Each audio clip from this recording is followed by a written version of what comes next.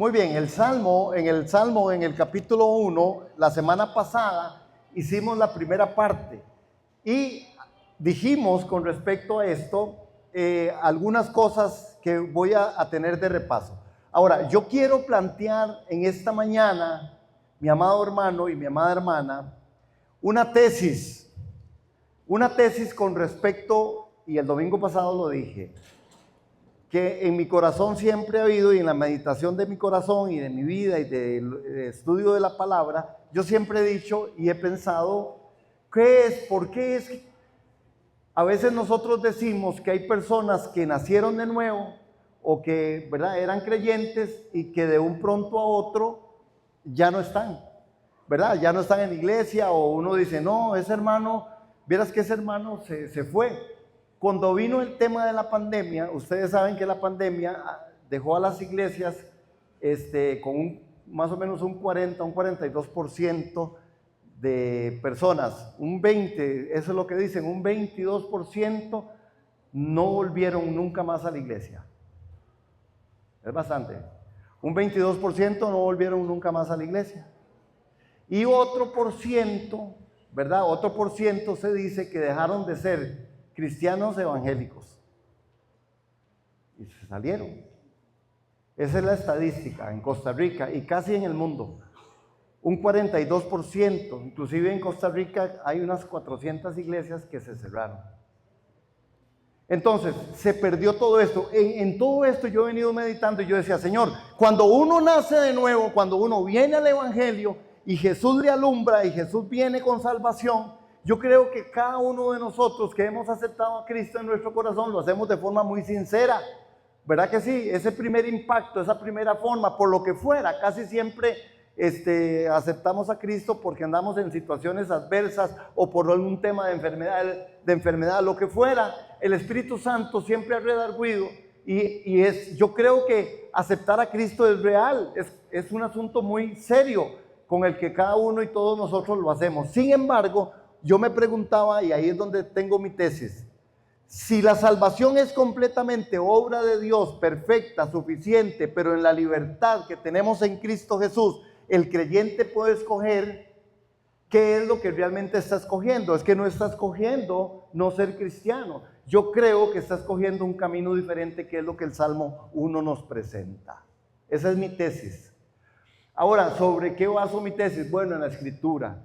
Creo que las personas que estamos en Cristo, cuando llegamos a Cristo, hemos sido libres en medio de todo el proceso de nuestra vida. Y les decía yo el domingo anterior que el Salmo 1 nos muestra no a dos grupos de personas, sino a dos caminos, y desde nuestra libertad en Cristo, donde nuestras decisiones cobran un valor eterno. Ahora, el apóstol Pablo en Gálatas 5:1 dice, estad pues firmes en la libertad que Cristo nos hizo libres. Y la libertad en Cristo no es una licencia para pecar, sino un poder para escoger el bien. Ahí es donde mi tesis toma forma o lugar con respecto a esto, hermanos. Yo creo que la salvación es un proceso, es un asunto eterno de Dios. La salvación es de Dios, ejecutada por Cristo Jesús y redarguida por el poder del Espíritu Santo. Amén. Eso es lo que siempre hemos creído, ¿verdad? Sin embargo, ¿por qué entonces los seres humanos, por qué los cristianos muchas veces cogemos dos caminos? Bueno, ahí está. Mi tesis central, la salvación es completamente obra de Dios, perfecta y suficiente. Pero en la libertad que tenemos en Cristo, el creyente puede escoger caminos fuera de la voluntad de Dios. Pero estando en Cristo, y ese es mi punto, Adán y Eva, ¿ustedes recuerdan a Adán y Eva? Adán y Eva eran libres, estaban en un estado de perfección. Amén.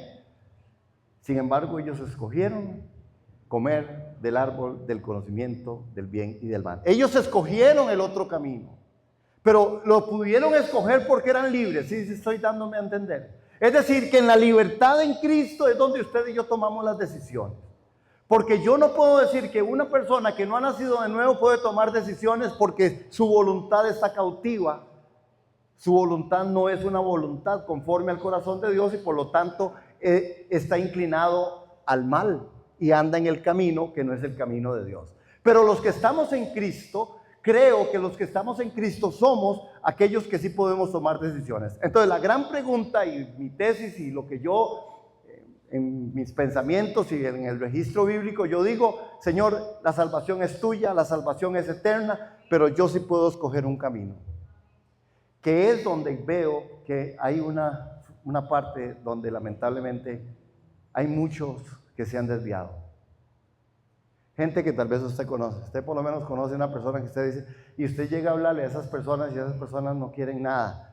No quieren nada con iglesia, no hombre, con el pastor, no hombre, un montón de cosas, no, los que roban, no, ¿verdad? Pero creo que aquí hay una respuesta y por eso quería hacerlo de esta manera, para que usted y yo también sigamos pensando y meditando sobre esto. La Biblia tiene estadísticas muy fuertes o tiene textos muy fuertes, ¿verdad?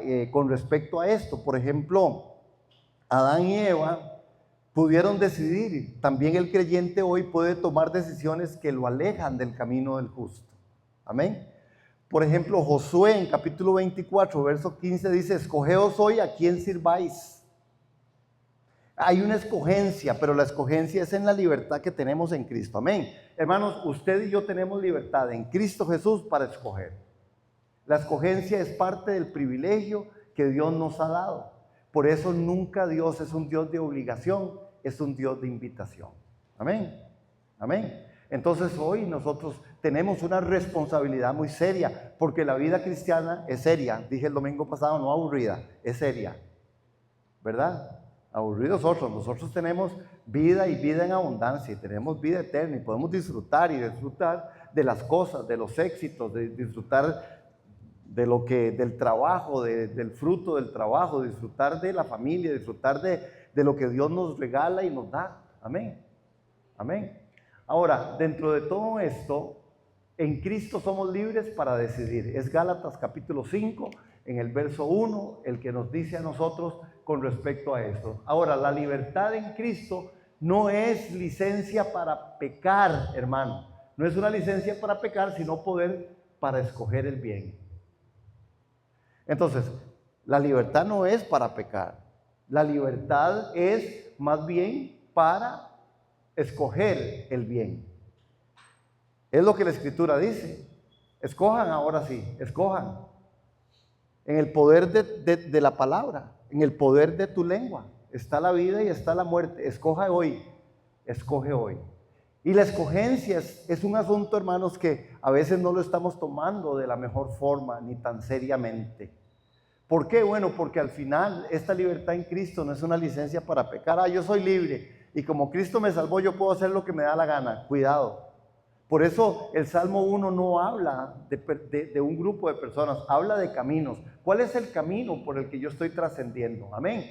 Dentro de la parte de la soberanía divina y la responsabilidad humana, tienen que tomarse el lugar. ¿Por qué? Vean el Salmo 33, 18 y 19, amados. Salmo 33, 18 y 19. En este salmo, el salmista coloca algo que debe a nosotros de llenarnos de mucho gozo, de mucha bendición, pero también de mucho cuidado. Amén. Mucho cuidado. Porque vea que el salmista, inspirado por el Espíritu Santo, capítulo 33 del Salmo y los versículos 18 y 19. 33, 18 y 19. Dice, los ojos del Señor, los ojos de Jehová están sobre los que le temen, para librar sus almas de la muerte. Hermanos, los ojos del Señor están sobre los que le temen, sobre los que esperan en su misericordia, para librar su alma de la muerte y conservarlos con vida en tiempos de hambre. Dígame si no es una bendición. Pero la soberanía divina hay una responsabilidad humana. En este texto usted lo puede ver clarísimo. Los ojos del Señor están sobre los que le temen. Si usted es un hombre, una mujer, una familia que le teme a Dios, el Señor está viéndolo. El Señor sí sabe y todo lo ve, hermano. Ahora, dentro de todo esto, la omnisciencia de Dios no anula la libertad humana. No la anula, hermano. la libertad humana. Él sabe cómo decidiremos, pero nos hace responsables de nuestras elecciones. Y yo quiero que leamos eso. ¿Sí? A leer esa parte de la omnisciencia de Dios. A ver, 1, 2, 3, bien bonito. La omnisciencia de Dios no anula la libertad humana. Él sabe cómo decidiremos, pero nos hace responsables de nuestras elecciones. Hermanos, esto es verdad y no es para condenación, sino más bien para buscar el mejor motivo, instados por el Espíritu Santo, colocados con la intención o si intencionales. Y si yo me he equivocado, porque yo me equivoco, porque soy una persona, porque soy un ser humano, porque todavía estoy en debilidad, sencillamente debo volver al arrepentimiento. Porque muchas veces la gente lo que hace es entrar en condenación. Y cuando se entra en condenación, la gente anda enojada, anda molesta. ¿Por qué? Bueno, porque al final la gente se pone negativa, porque al final nada me sale, ¿verdad? Y en vez de poder decir, no, yo tengo que, sí, tomé malas decisiones, hermano. Dígame quién no ha tomado malas decisiones.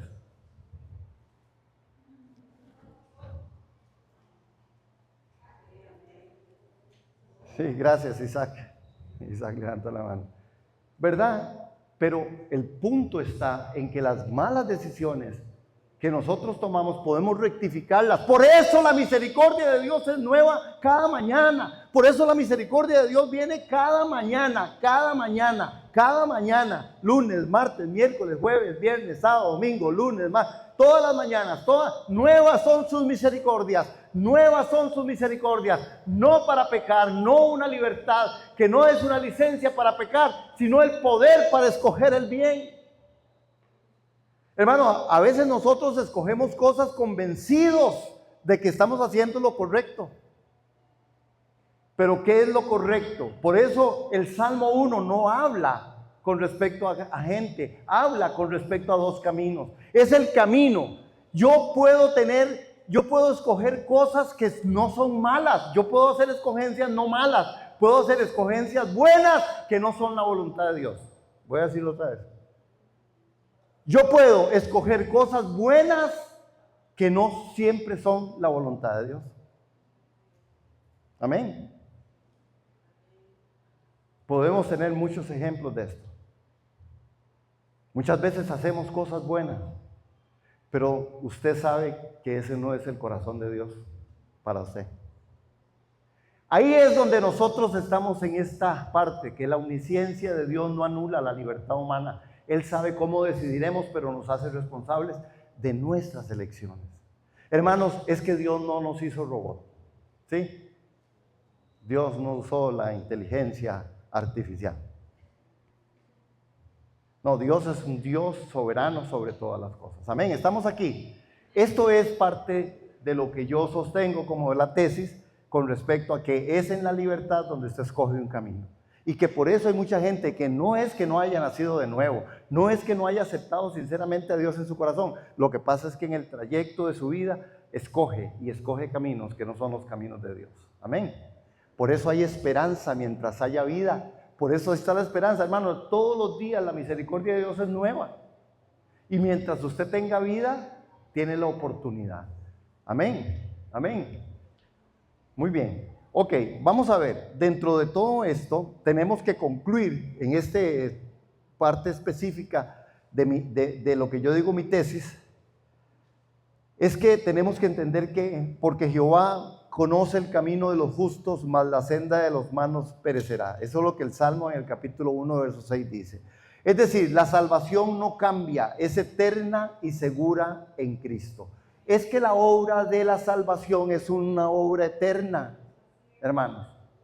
Y nosotros a veces nos confundimos. ¿Qué es lo que pasa con el creyente? ¿Qué es lo que pasa con nosotros?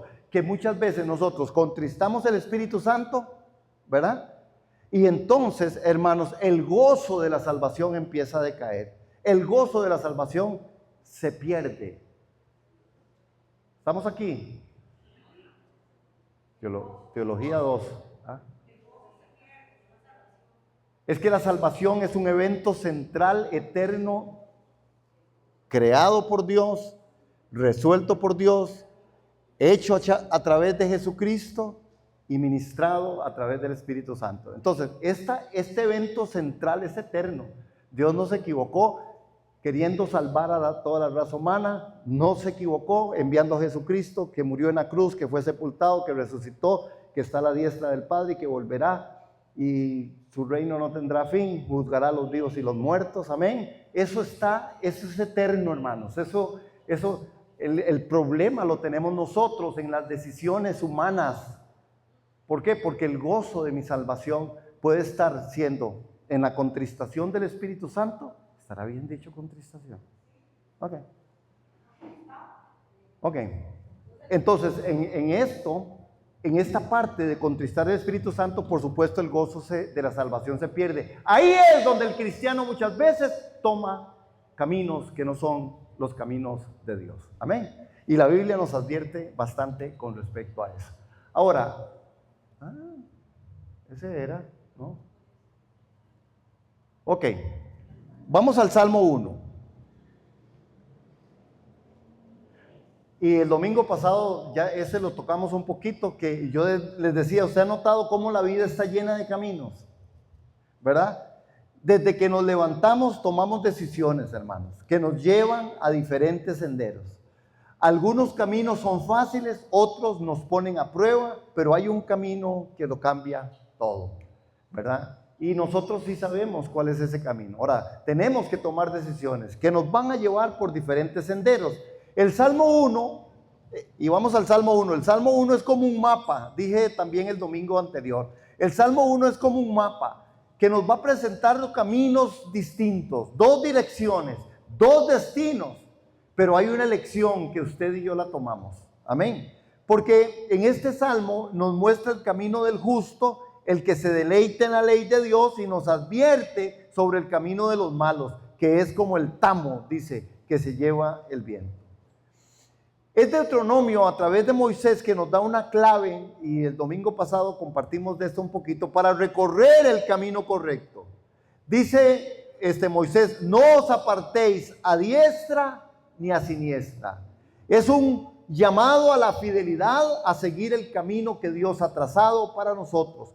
Ahora, hermano, hermana, no se trata de un camino de reglas aburridas, sino en un camino de vida, de prosperidad y de mucha bendición. Porque andar en el camino de Dios trae mucha felicidad, trae confrontación, trae proceso, trae formas que a veces usted no las logra entender, pero si usted y yo nos mantenemos en el camino del Señor, el Señor nos va a llevar por senda de justicia, por amor de su nombre. Y el Salmo 1 recoge todos estos aspectos que estoy mencionando. Amén. Ya hemos dicho que el salmista nos está hablando, el salmista no está diciendo, no está escogiendo, no describe a dos grupos de personas, sino a dos destinos eternos, dos caminos. Hay dos caminos, y el salmista no describe a dos grupos de personas, sino a dos destinos eternos, dos caminos.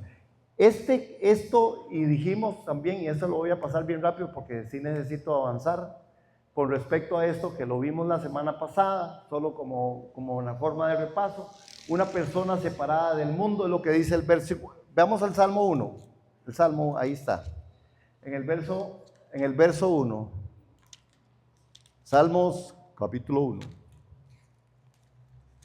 Este salmo es hermoso, es el principio, este salmo es lo que le da vida a todos los salmos.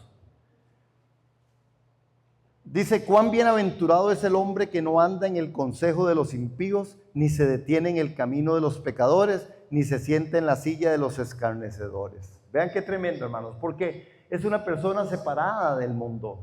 El versículo 1 presenta un claro contraste en tres acciones negativas y lo que debería ser la vida del creyente. Amén. Esta progresión, y lo dijimos el domingo pasado, nos muestra el peligro de las pequeñas concesiones. Hermanos, pequeñas concesiones traen a veces resultados muy catastróficos. Y son pequeñas concesiones que me hago, son permisos. Ahora que está muy de moda, uno escucha a mucha gente, no, des el permiso. Dese el permiso de tal cosa, dese el permiso de la otra cosita. Vea, dese el permiso, cuidado. Pequeñas concesiones. Nosotros somos libres en Cristo Jesús por su gracia y su favor, pero nosotros tenemos que saber escoger cuál es el camino, cuál es la senda del justo. Entonces hay una progresión que nos va a mostrar que hay pequeñas concesiones que sí nos llevan a un gran peligro en medio de esto. Vean que aparece esto que él dice, no anduvo en consejo de malos. El primer paso hacia la desobediencia es escuchar. Pequeñas concesiones. Digo, no, eso no está tan mal. Y escucho aquello y fui atraído por aquellas cosas.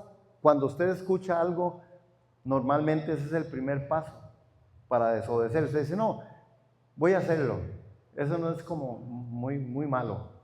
No, ese consejo me gustó porque quise oír, porque casi siempre el ser humano somos así. A veces nosotros sabemos o queremos escuchar lo que queremos escuchar.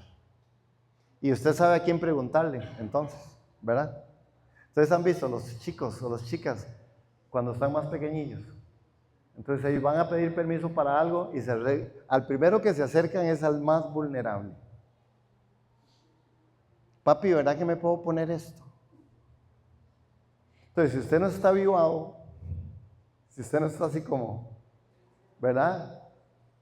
O las mamás son muy inteligentes, mami, ¿me puedo poner eso? Va a preguntarle a su papá.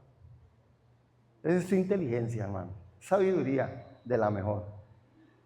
Pero si uno como papá también, usted dice, bueno, no sé, hay que hablar con su mamá, ¿verdad? Pero siempre es esto.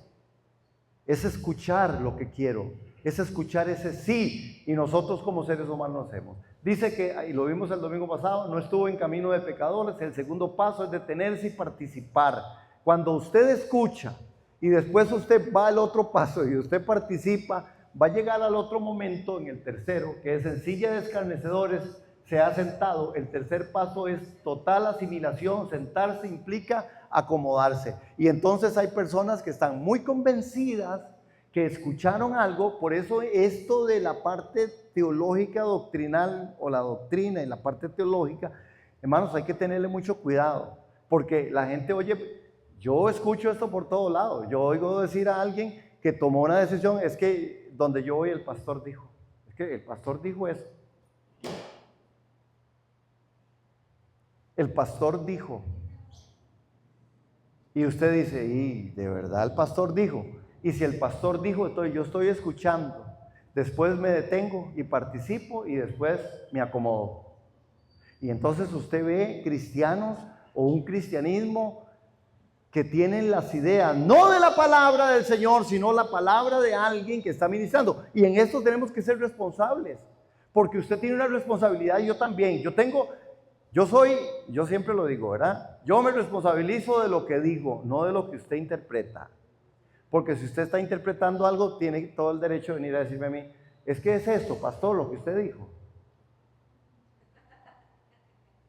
A mí me hizo mucha gracia porque alguien llegó y me dice, vea, es que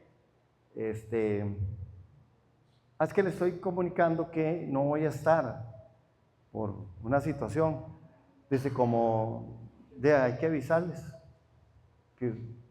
Que yo dije que había que avisarme. Yo casi digo, tengo que ir a buscar, son como 800 grabaciones, imagínense cuándo fue. Pero yo no soy consciente de que yo dije eso. No es una forma de nuestra filosofía de ministerio. Yo agradezco la cortesía, la gentileza y la amabilidad de las personas que puedan decir, ay pastor, viera que este fin de semana o este domingo no estoy. Viera que qué bonito, gracias. Pero no es porque me tengan que pedir permiso, porque no se trata de eso, amén. No, por supuesto que no. Nosotros tenemos una comunión con Dios y qué dicha la responsabilidad, qué dicha pues la cortesía, la gentileza, es bonito. Yo cuando no voy a llegar a algún lado, yo aviso. Vean, no voy a estar, es bonito eso. Pero no es una obligación, ni nunca se dijo, pero bueno. Ok, vamos otra vez al Salmo, porque en el Salmo 1, ahora sí, ya esta es parte de la otra parte que me quedaba. Veamos el verso 2. Vean qué tremendo, porque en el verso 1 dice que es bienaventurado el hombre que no anda en el consejo de los impíos, ni se detiene en el camino de los pecadores, ni se siente en la silla de los escarnecedores. Vean entonces quién es la persona que realmente el Salmo y Dios a través de este Salmo quiere ser. Dice, sino que en la ley del Señor está su deleite, en su ley medita día y noche. Y queremos analizar esto. ¿Por qué? Porque el deleite del justo no está en el mundo, sino en la ley de Jehová. En la palabra, a esta palabra deleite, la palabra implica un profundo placer, un amor genuino por la revelación de Dios. Esto es lo que significa una persona que se deleita en la palabra del Señor o en la ley del Señor. Deleite implica un profundo placer, un amor genuino por la revelación de Dios. Entonces, ¿qué significa deleite?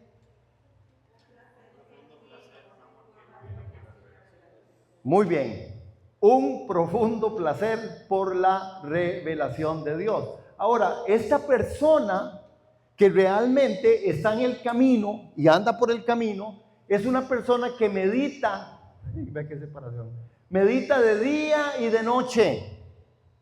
Y meditar significa rumiar, susurrar, pensar profundamente.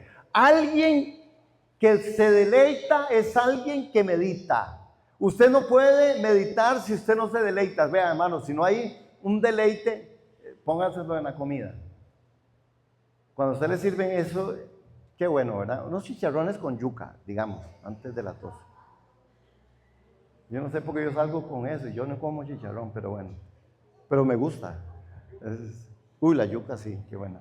Pero si usted se deleita en ese plato, ¿verdad que usted me pasa? Lo que usted menos quiere es que se le termine, ¿verdad? Usted no quiere que se le termine porque usted se está deleitando en ese plato y usted lo único que quiere es no terminarlo. Que no se le termine porque está riquísimo, está buenísimo la sopa de mondongo, la sopa de...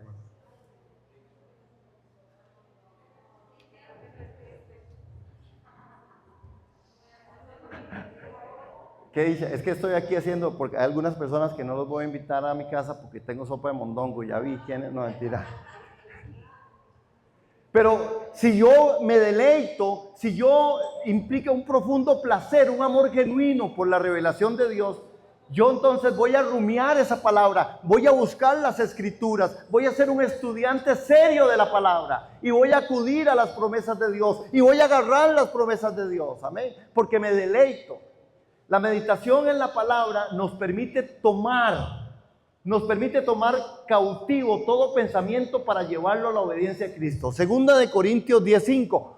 Por eso es que entonces, cuando yo puedo hacer esto, me deleito, medito, y mi meditación me va a llevar a que yo lleve mis pensamientos cautivos a la obediencia a Cristo. El resultado es que usted va por el camino correcto.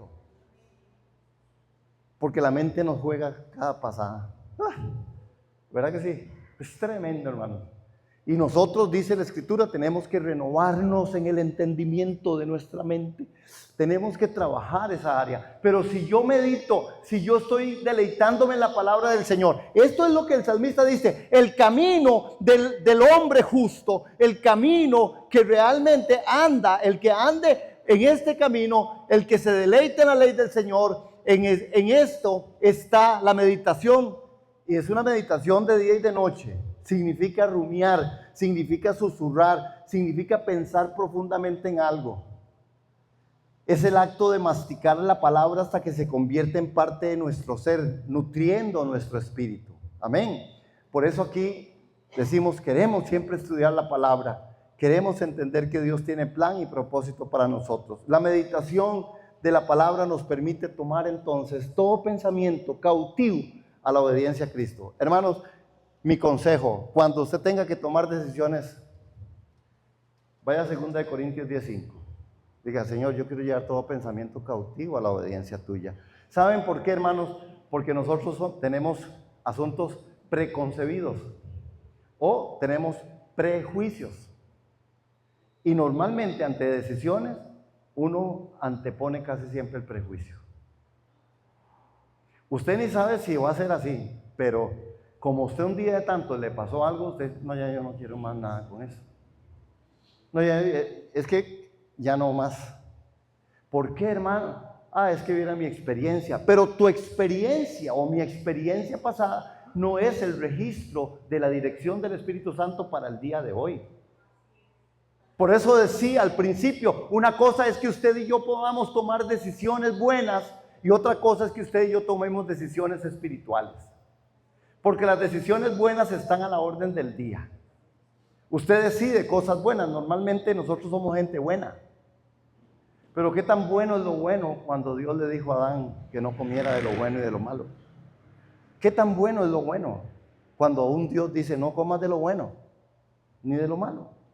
Porque es un mismo fruto. Sino comiendo de lo mejor. Que lo mejor es Cristo en nosotros, la esperanza de gloria. Por eso debo llevar pensamiento cautivo a la obediencia a Cristo. Este Salmo 1 nos muestra que hay un camino que es este camino del justo. Amén. Amén. Otro aspecto con respecto a esto, hermanos, de este Salmo, es que hay una persona junto a las aguas. Vean el verso 3. Vamos al verso 3. La tercera característica del justo en su conexión con la fuente de vida. Dice, será como árbol plantado junto a corrientes de agua, que da su fruto a su tiempo y su hoja no se marchita, en todo lo que hace prospera. Hermano, la tercera característica del justo es su conexión con la fuente de vida. El Salmo lo compara con un árbol plantado junto a corrientes de agua. Esta imagen es poderosa, esta imagen es muy especial, que el salmista, por supuesto guiado por el Espíritu Santo, porque plantar junto a corrientes de agua, a diferencia de la paja que el viento dispersa, el justo está firmemente arraigado. Vea que en el texto, en el Salmo dice que será como un árbol plantado junto a corrientes de agua que da su fruto a su tiempo y su hoja no se marchita, en todo lo que hace prospera. Es decir, que estar plantado junto a las aguas de corriente va a implicar, hermanos, que nosotros, esta es una metáfora, sabemos que es una metáfora, ¿verdad? Tiene que ver con el Espíritu Santo, esas aguas, las aguas de las corrientes de agua. Una metáfora hablando del Espíritu Santo, quien es la fuente de vida, el sustento espiritual, hermanos, y Jesús mismo lo afirmó. Vean Juan capítulo 7. Vamos a Juan, por favor. Juan capítulo 7. Juan en el capítulo 7.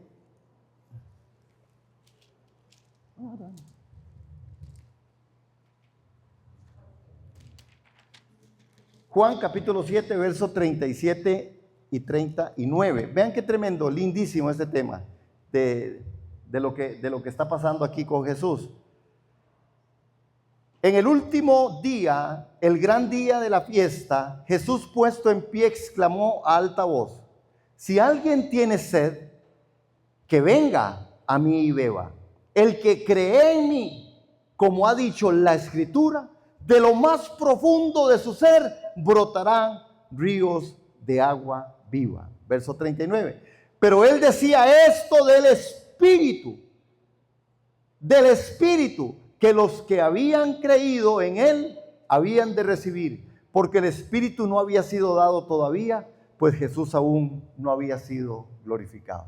Hermanos, tremendo. ¿Por qué? Porque realmente en esta figura, en este plantado junto a aguas de corrientes, cuando tenemos el Espíritu Santo, nosotros tenemos toda la posibilidad ¿de qué? De dar fruto a su tiempo. Un árbol saludable y bien nutrido produce fruto. El fruto del justo es una vida que glorifica a Dios. El fruto del creyente es que glorifique a Dios. Si usted quiere llevar fruto para Dios, glorifique a Dios en todos los procesos de tu vida, en todo lo que somos, en todo lo que corresponde a la vida como criaturas, como seres humanos y como creyentes.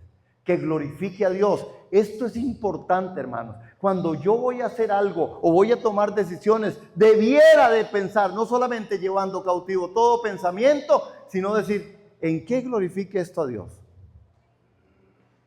Pero a veces no lo pensamos así. A veces solo lo hacemos porque es bueno.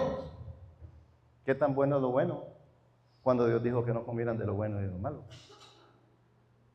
dar fruto a su tiempo. El árbol saludable y bien nutrido produce fruto, y el fruto del justo es una vida que glorifica al Señor. Amén.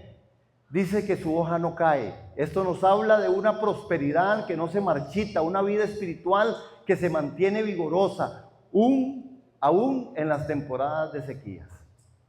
Hermanos, aún en momentos difíciles, en momentos arduos, en momentos de prueba, en momentos de conmoción, la hoja no cae. Esa prosperidad que no se marchita, una vida espiritual que se mantiene vigorosa. Yo creo que nosotros debemos de aprender con respecto al Salmo que esa hoja que no cae, hablando sobre eso, usando realmente en Jeremías, en ese capítulo 17, es una imagen similar, porque dice: bendito el varón que confía en Jehová, porque será como el árbol plantado junto a las aguas, no temerá cuando viene el calor, ni su hoja se marchitará. Este ejemplo es perfecto, hermanos, de una persona justa, la cual es Jesucristo mismo. Amén. ¿Por qué? ¿Qué fue lo que dijo Jesús? Yo soy el camino, yo soy la verdad, yo soy la vida. Entonces, ¿por cuál camino estamos nosotros caminando? El salmista sigue recogiendo algunas cosas, y en los versos del 4 al 6, vean que, vamos a leerlo, 1, 4 al 6.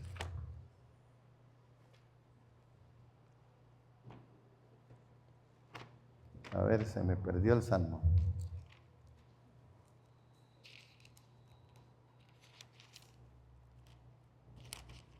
Uno del 4 al 6 dice: no así los impíos.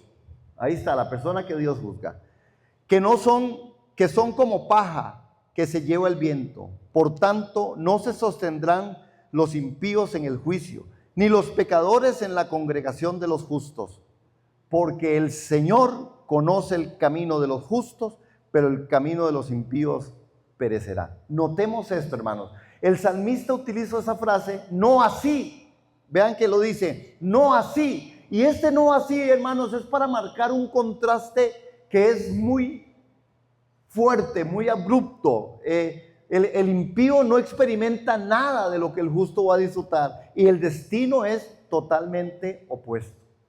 Por eso nosotros tenemos que ir y con nuestras vidas y nuestro testimonio y con nuestra boca y con nuestros piecitos ir y predicarle al evangelio. Hermano, el impío está perdido en sus delitos y pecados, pero la gente no estamos nosotros tal vez logrando entender que Dios sí quiere salvación para esta gente. Dios quiere, dice, que nadie se pierda, sino que todos procedan al arrepentimiento. Pero ¿cómo oirán si no hay quien les predique? ¿A cuánta gente le predicamos nosotros? Con nuestra vida, con nuestro testimonio, con nuestra boquita. Entonces, vean que la inestabilidad en el verso 4 y la inutilidad, ¿verdad? El impío es comparado con el tamo. El tamo es la paja que se separa del grano cuando se trilla. Y el tamo es ligero, es sin valor, es fácilmente arrastrado por el viento. Esta imagen contrasta directamente con el árbol firmemente plantado, ¿verdad? Porque vea lo que dice: no son así los malos, sino que son como el tamo que arrebata el viento. Esta comparación subraya la falta de raíces del impío. Sus planes, su seguridad, su prosperidad son superficiales. Pero vean qué tremendo es esto, hermanos, porque uno también escucha en medio de los procesos de la vida o en conversaciones cómo hay personas creyentes que dicen: es que es mejor eso. Son mejores esos de allá afuera.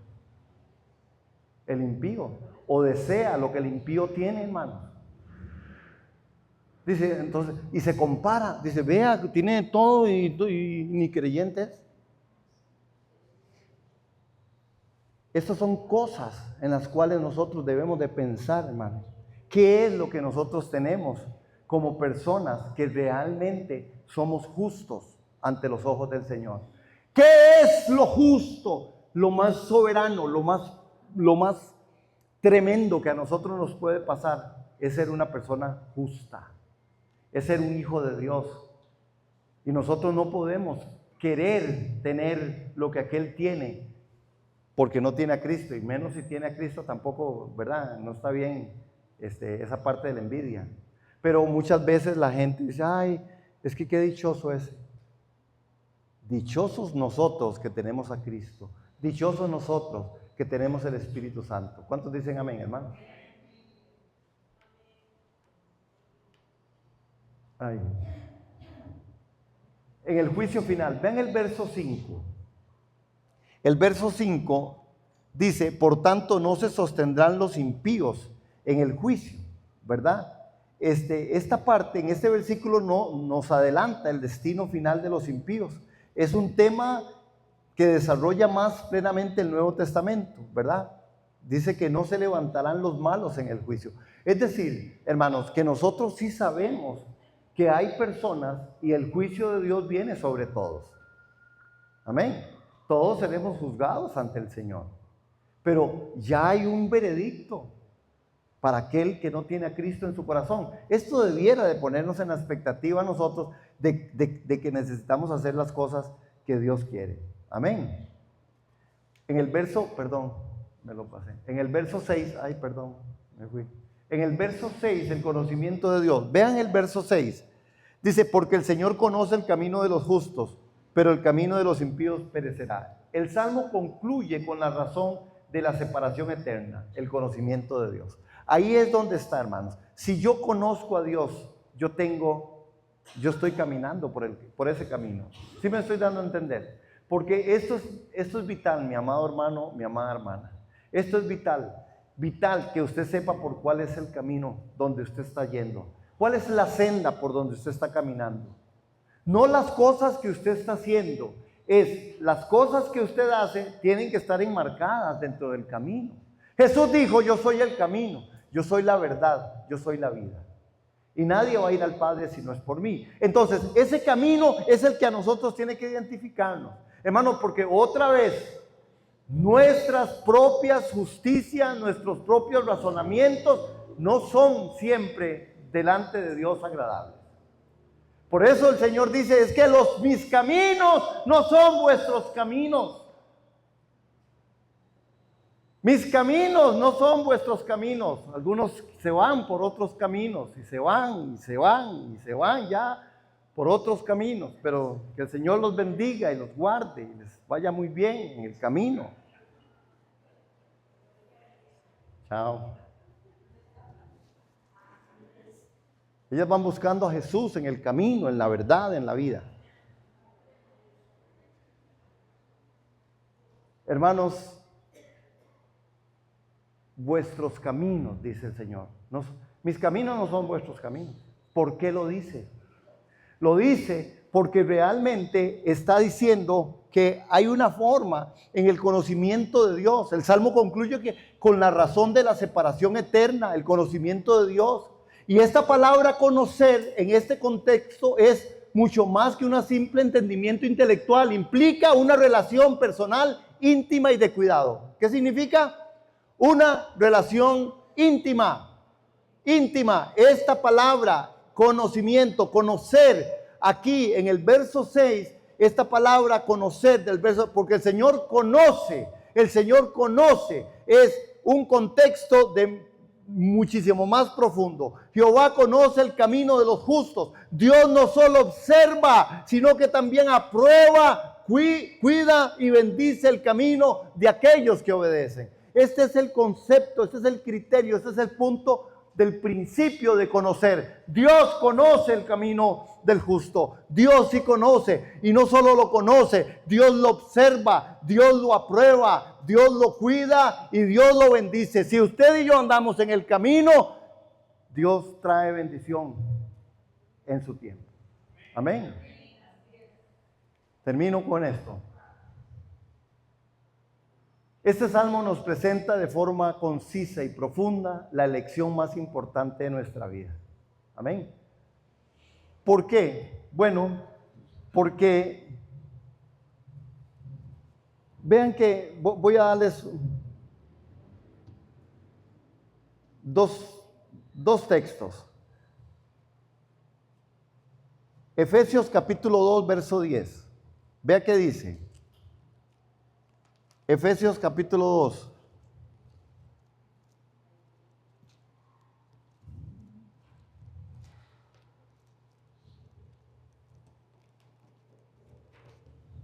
Dice, me perdió Efesios, hermanos. Efesios capítulo 2, verso 10. En Efesios 2:10 el apóstol Pablo dice de esto, porque somos hechura suya, creados en Cristo Jesús para hacer buenas obras, las cuales Dios preparó de antemano para que anduviésemos en ellas. Este es el camino. El andar en ellas es el aspecto en el cual la senda del justo es una senda que Dios mismo ha preparado para nosotros. Es un camino que conduce a la vida eterna. En 2 de Timoteo, capítulo 2, verso 19, hay una afirmación que también nos pone a nosotros en la perspectiva de que el Salmo presenta de forma concisa y profunda la elección más importante de nuestra vida. Y 2 de Timoteo 2:19 afirma, conoce el Señor los que son suyos. Conoce, ¿verdad? Conoce el Señor los que son suyos. Conoce. Conoce el Señor los que son suyos. Él sí nos conoce. Hermanos, nos conoce. Él nos conoce. Conoce el Señor los que son suyos. Y por lo tanto, cuando nosotros andamos en ese camino, Él sabe quiénes somos. Él sabe hacia dónde vamos nosotros direccionados.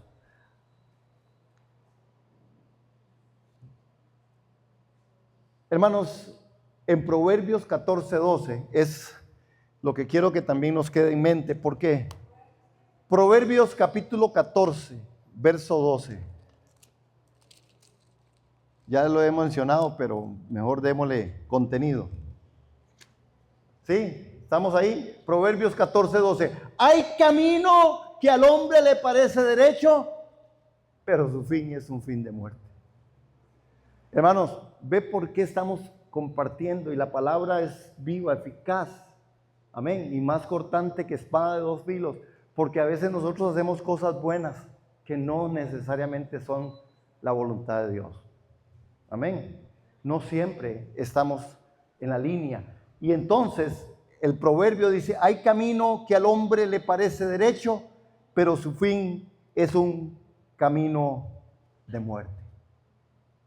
Y hay personas convencidas de que es por ahí.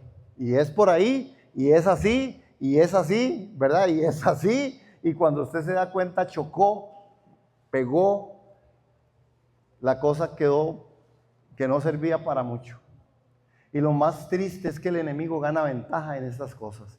Porque Satanás viene y señala. Ah, no, y ahí sí, no, que usted es su Dios, y no hay que usted, ¿verdad? Y Dios no puede hacer nada, o pudiera hacerlo todo, mas Él no dice, no hace nada, porque el problema es que las consecuencias, aló a esto, las consecuencias son suyas y son mías. Dios perdona el pecado, pero la consecuencia es tuya. ¿Cómo? Digámoslo. Dios perdona el pecado, pero la consecuencia es tuya. Dios no va a venir a aliviarte la consecuencia. Usted la trabaja y la ve. Este es uno de los grandes problemas con respecto a esta parte de los caminos. ¿Por qué? Porque la consecuencia es mía. Tengo que trabajarla. Soy yo el que debo de entender qué es lo que yo tengo que hacer, corregir conforme la palabra, arrepentirme, ir delante del Señor, pedir perdón, hacer las cosas adecuadas.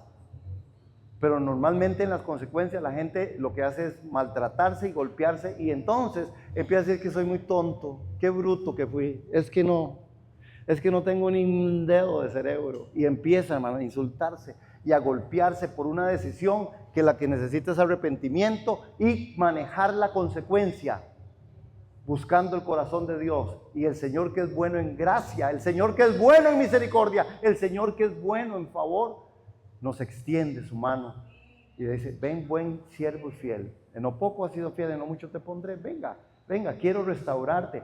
Saben, en Mateo, que lo leímos ahora, Jesús cambia toda la cosmovisión, Jesús cambia todo el panorama, inclusive dentro de la parte teológica. Ya ahora Jesús dice, ya no era para Israel, ahora dice, vengan a mí todos los que estén trabajados y cargados, yo los voy a hacer descansar. abrió el espacio eterno, abrió la eternidad para todos aquellos. Pero tenemos que ir ahí y tenemos que saber manejar nuestra consecuencia. Amén. Hermanos, este salmo tiene esa profunda lección importante para nuestra vida. Y la pregunta es, ¿andaremos por el camino de la felicidad y la vida que Dios ha preparado o por la senda de la perdición que el mundo nos ofrece? Porque el mundo ofrece. Hay una oferta espantosa y mucha gente quiere tomarla. Amén. Que el Señor nos ayude con respecto a esto. Amén, hermanos. Vamos a concluir aquí esta mañana diciéndole gracias, Señor, porque nosotros sabemos lo que tu palabra dice. Tú has dicho, yo soy el camino, yo soy la verdad, yo soy la vida. Señor, que nosotros hoy de aquí salgamos dentro de la parte de la reflexión bíblica, del pensamiento bíblico, de poder nosotros decir, Señor, enséñame a andar en tus sendas, enséñame a andar en tus caminos, enséñame, Señor, a andar por la vereda del justo. Señor, aquí estamos como necesitados. Gracias por tu misericordia, gracias por tu favor, gracias, Señor, porque no nos has desechado. Aún ante nuestras infidelidades, permaneces fiel, Señor. Aún ante nuestros pecados, errores, nos levantas, Señor, nos amas, nos abrazas y nos corriges y nos llevas por senda de justicia. Haz que por tu Espíritu Santo crezcamos hasta el conocimiento y la revelación de que es Cristo en nosotros la única esperanza de gloria. Gracias, Señor, por mostrarnos, Señor, a través de tu palabra, que hay esperanza, que hay bendición en seguir tu causa, Señor. Andaremos en tu ley, andaremos en el camino del justo. En el nombre del Padre, del Hijo y del Espíritu Santo. Amén. Amén, hermanos. Démosle la gloria al Señor. Dígale gracias, Señor, por tu misericordia. Gracias.